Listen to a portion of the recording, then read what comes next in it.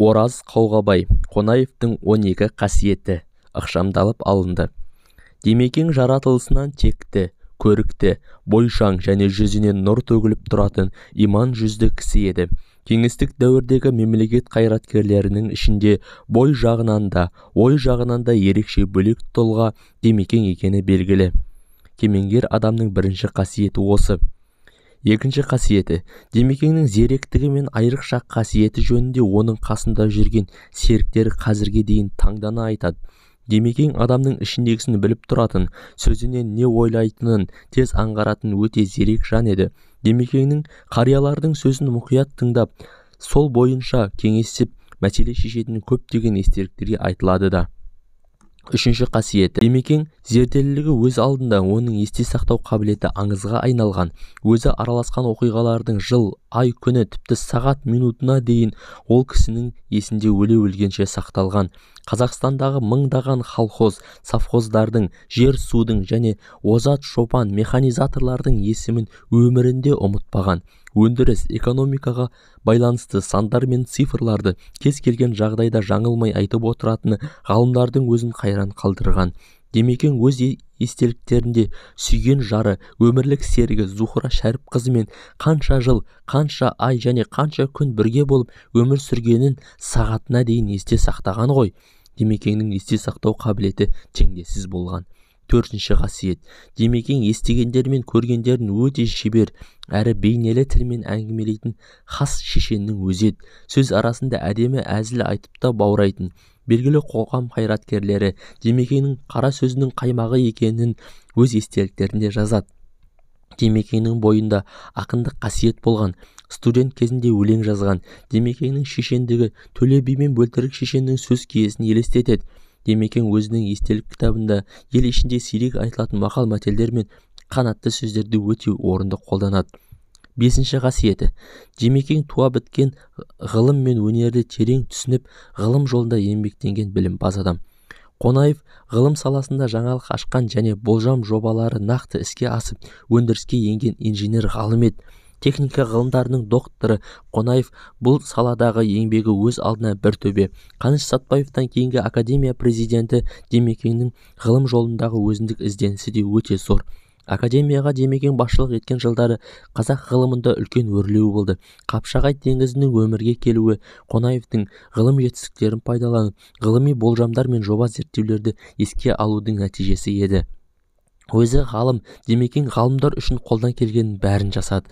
Ал өнер мен мәдениетке дәл Демекеңдей жанашыр басшы болған жоқ. Демекең дәуірін өнер адамдары мен жазушылар қазір алтын ғасыр деп атап жүр.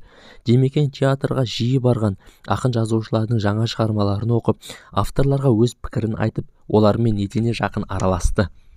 Ғылым мен өнер саласын дамытудағы Демекеңнің еңбегі ұшан теңіз. Демекең өз естеліктерінде ғылымның тылсым сырлары жөнінде терең ойлар айтады.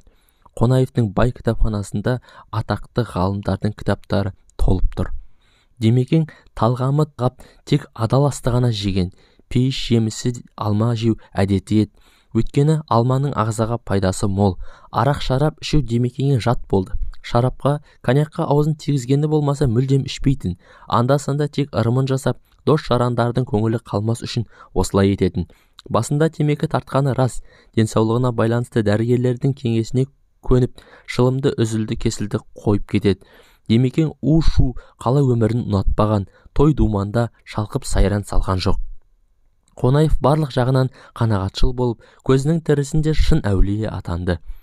Жетінші қасиет, демалысын таза ауада серуендеп, табиғат аясында өткізуді бұлжымас әдетке айналдырды. Аңшылық, саяткерлік, салт және мергендік өнер Демекеңнің көзі жұмылғанша тастамаған ермегі әрі көңілді демалысы еді. Сегізінші қасиет, Демекең өтірік өсек айтқандарды жек көрді, жалған сөйлегендерді ұнатпады. Демекең өз орнына келген Колбиннің өзі туралы жалған сөйлеп, Мәскеуге өтірік айтқан өресіздігі мен екіжүзділігін кешірмей кетті. Желтоқсан оқиғасына байланысты Демекеңді Колбин орынсыз кінәлап айыптаған болатын. Димекеңнің үстінен арыз жазып, өзі тасада тұрған белгілі бір партия қайраткері кейін арыздағы айтылғандар өтірік болып шыққанда Қонаевқа жалынып кешірім сұрайды. 9-шы қасиеті. Димекең жаны асқақ және ар намысын аса ардақтайтын адам еді. Димекеңнің кісілік, адамгершілік, бекзаттық қасиеті және тәрбиесі баршаға өнеге. Мұны халық жақсы біледі. Хрущев Димекеңді бірінші басшылық қызметінен алып қорлап, ар намысына тигенде Қонаев: "Мені енді басшылық жұмысқа қоймаңыз, инженер-геологпын, геология институтына кетейін" дейді. Хрущев: "Сіз бізге әлі де керек адамсыз" деп еріксіз министрлер кеңесіне төраға етіп тағайындайды.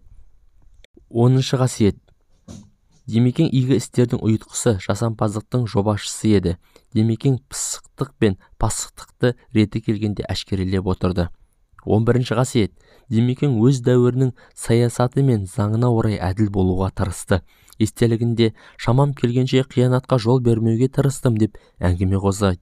Қызметтен қуылып партиядан шыққан талай бастықтардың Қонаевтың қабылдауында болып, әділ шешімді сол кісіден көріп, көсем жайында тебірене айтқандарын көп естідік.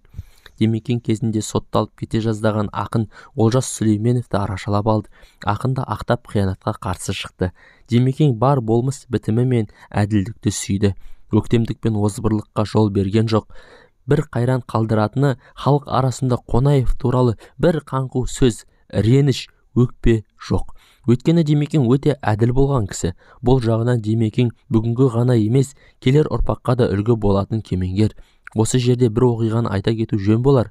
Димекеңнің інісі ұлы жас бозбала бірде қызып алып, оның күзетшісінің біріне жөнсіз тиіседі. Күзетші сыбағасын береді. Оның үстінен біреулер үлкен кісінің туысына қол жұмсады деп арыз жазады. Шағым Димекеңе де жетеді. Күзетшіні шақырып шындықты білген соң, "Сенікі дұрыс, сазайын беріпсің" деп оны кінәламай қайта қорғайды. 12-ші қасиеті. Көсемге тән батылдық пен ержүректік Димекеңнің бойында туғанынан бар еді. Арнамызға тіркеліп, лайк басып, комментарий жазып қалдыруды ұмытпаңыз.